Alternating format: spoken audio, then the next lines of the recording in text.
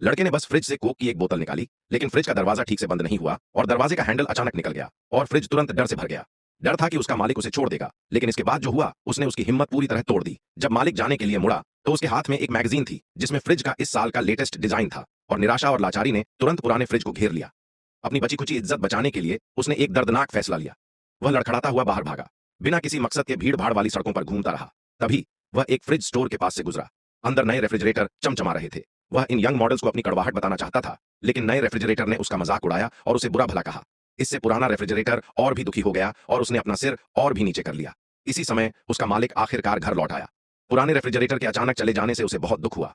कहा जाता है कि अगर आप इस इंसान को देखें और उसे कुत्ते का सिर दे दें तो भविष्य में आपकी किस्मत जरूर पलट जाएगी। हालांकि इस समय पुराने रेफ्रिजरेटर पर भी एक मुश्किल आई। एक गुजरती हुई कार उसकी फोटो ले गई और जिंदगी की आधी तड़प भी। खुशकिस्मती से उसके मालिक के साथ वाली फोटो अभी भी वहीं थी, लेकिन इससे पहले कि वह राहत की सांस ले पाता, उसने सड़क के कोने पर एक लावारिस फ्रिज पड़ा देखा। ये सोचकर कि वह भी ऐसी ही बुरी हालत में पड़ जाएगा, पुराना फ्रिज घबरा कर भाग गया। उसे क्या पता था कि उसका मालिक उसे हर जगह ढूंढ रहा है। लड़के को वह फोटो मिल गई जो पुराने फ्रिज से खराब हो गई थी। उसने जल्दी से सड़क किनारे नए फ्रिज वालों से पूछा कि क्या उन्होंने पुराना फ्रिज देखा है। ये देखकर कि उसके साथियों ने उसे नजरअंदाज कर दिया, उस दयालु छोटे फ्रिज ने चुपके से उस तरफ इशारा किया जिस तरफ पुराना फ्रिज गया था।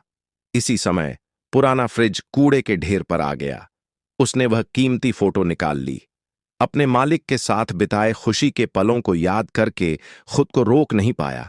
उसने अचानक फोटो हवा में फेंक दी, वहीं अपनी जान देने का फैसला किया। लेकिन तभी एक गर्म हाथ ने फोटो को पकड़ लिया। पता चला कि उसका मालिक उसे वहीं पकड़ लिया था।